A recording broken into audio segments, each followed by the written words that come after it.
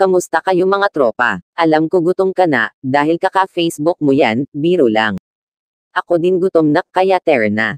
At kumain na tayo. Ang ulam natin ngayon ay tungkol sa toko at baboy.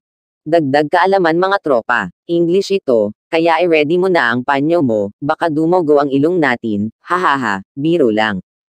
Toko at baboy. Ang toko at baboy ay isang pulutan sa Pilipinas.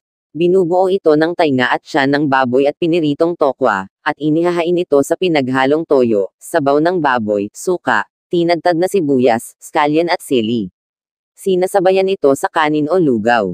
Ang tokwa ay salitang lanang para sa matibay na bean curd, habang ang baboy ay salitang Tagalog, ang naman ay pinaikling anyo ng at. Kilala ang orihinal na putehe, na walang tokwa, bilang kulaw o kilawin na tainga ng baboy sa mga Caviteño. Isa itong uri ng kinilaw.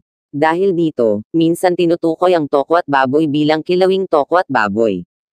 Toko at baboy, Tagalog for tofu and pork, is a typical Philippine appetizer. It consists of pork ears, pork belly and deep-fried tofu, and is served in a mixture of soy sauce, pork broth, vinegar, chopped white onions, scallions and red chili peppers. It is usually served as pulutan, snack, lechon, finger food, as a meal served with rice or as a side dish to rice porridge. Tokwa is the lanang word for firm bean curd, while baboy is the Tagalog word for pork, is the contracted form of at which means, and.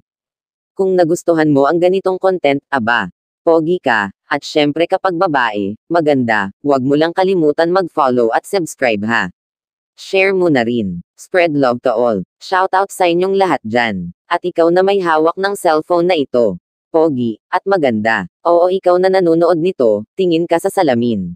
O diba, ikaw na nga. Salamat sa suporta katropa, hanggang sa muli palem.